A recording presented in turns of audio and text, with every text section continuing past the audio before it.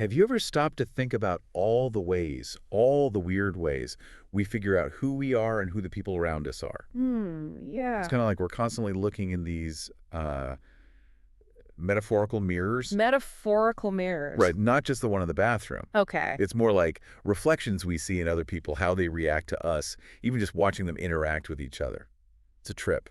I like that. I mean, we do tend to learn a lot about ourselves through others. Totally. Yeah. And that's what we're diving into today, these mirrors, literal reflections, psychological projections, you name it, how they shape our self-awareness and how we navigate this whole crazy human interaction thing. I think what's really interesting is how each of these mirrors gives us a totally unique angle. Right, like we're piecing together a puzzle. Exactly. And that's what makes this so cool. We're going way beyond just our own thoughts and feelings to see how we fit into the bigger picture. So let's start with the most obvious mirror, the one in your bathroom. Going literal. Right. But even that simple thing, just looking in a mirror, can reveal some pretty wild stuff.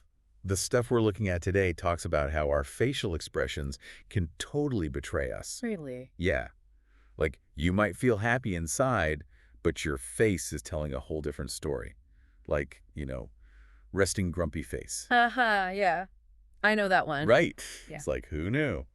It's so true, though. We often have this idea of how we think we look, and then the mirror's just like, nope. And I love that point about it's in the material, the biceps versus the belly. Oh, yeah. Explain that one. It's like we might tell ourselves we're in great shape, but then the mirror reflects our actual habits. It's a reality check.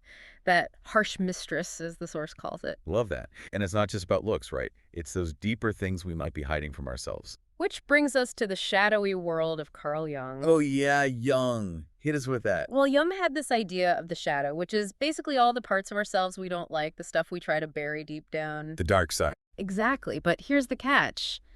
Those shadow traits don't just disappear, they can actually get projected onto other people. So, like, when you're super annoyed by someone's, chronic lateness? Could be a sign that you struggle with time management yourself, even if you don't want to admit it. Whoa. So that coworker who's always bragging, maybe they're triggering some insecurity you have about your own accomplishments. It's a tough pill to swallow, but it can be so insightful. For sure. So how do we even begin to unpack this shadow stuff? It seems like kind of heavy. Well, the next time someone's behavior is really pushing your buttons, try flipping the script. Flipping the script. How? Instead of focusing on their flaws, ask yourself, what is it about this that's hitting a nerve for me? Could there be even a tiny bit of that trait within myself, even if it's hidden away? It's not about excusing bad behavior, Right. but it's more about using those reactions as clues to figure ourselves out a bit better. So those annoying people are like our teachers. In a weird way, yeah. And then there's the feedback we get directly from others, which is like another kind of mirror. Absolutely. When someone tells you how your words or actions landed, that's showing you your impact on the world. And the source really emphasizes this, you got to filter that feedback. Yeah, some feedback is just noise. Exactly. It's about figuring out what's genuine versus just someone's off-the-cuff opinion. Is it constructive? Is it a pattern you hear from multiple people? That's when it's worth paying attention to. And it's got to be tough to hear sometimes, right? Even if it's true. It can be, but being open to feedback, even when it's hard, that's how we grow. Okay, so we've got literal mirrors, shadow projections, and feedback. What about those mirrors from an outside perspective, where we're learning about someone by watching how other people react to them? It's like indirect characterization. Yes. Like in a movie or a book. Before a character even says a word, you can get a sense of who they are just from how others treat them. Precisely. And in real life, you might find yourself drawn to someone because your friends rave about them. Totally. Or the opposite, right? You're wary of someone because everyone seems to avoid them. It's like gathering intel. Exactly.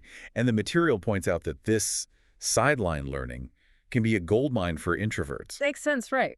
They can observe all the dynamics, all the subtle cues, without having to be in the thick of it. It's like being a fly on the wall. So what kind of stuff can we pick up on just by watching people interact? Oh, so much. You can see power dynamics, who has influence, who seems genuine, who might be faking it. Interesting. You can spot romantic tension, who feels safe with who, all this nonverbal communication happening under the surface. Like a whole secret language. It is, and it reminds us that there's so much more to communication than just words. Right. Yeah. Okay, let's switch gears a bit and talk about that negotiation tactic of mirroring. Oh, yeah, this is a fun one. It's wild. You just repeat the last few words someone says. It seemed almost too simple. It is simple, but the psychology behind it is really powerful. Yeah, how does it work? When you mirror someone's words, you're instantly creating a sense of connection, making them feel heard. Like, I'm with you. Exactly. And it can encourage them to elaborate, to go deeper, even to question their own thinking. It's like holding up a mirror to their own words. Yes, and it buys you time to process what they're saying and how you want to respond. Smart. But, and the source makes this clear, you have to be careful with it. How so? It can come across as inauthentic if it's not done subtly. Like you're mocking them. Exactly. It's about finding that sweet spot, showing that you're engaged without being like a parrot. Subtlety is key. Totally. It's like a little communication dance. So with all these different kinds of mirrors, literal, psychological, social, it seems like we're building this like multi-dimensional view of people. Exactly. And it reminds us that understanding someone is about more than just having a one-on-one conversation. We can learn so much just from observation. Watching them in their natural habitat. Right. But like we said before, direct feedback is still super important. For our own growth, for sure. It's how we learn where our blind spots are. Where our self-image doesn't match up with reality. And let's not forget Jung's shadow. The people who really bug us can teach us the most about ourselves. Our shadow teachers. I love that. And then on the flip side, there's that intentional mirroring in conversation that can be such a powerful tool. For building rapport and getting to the heart of things. So much to think about here. Isn't it fascinating? It really is. It's like from the literal mirror in the bathroom to those more abstract reflections we find in others, we're constantly being mirrored back to ourselves. I like that. And the more aware we are of these different kinds of mirrors, the more we can learn and grow. Totally. It's all connected.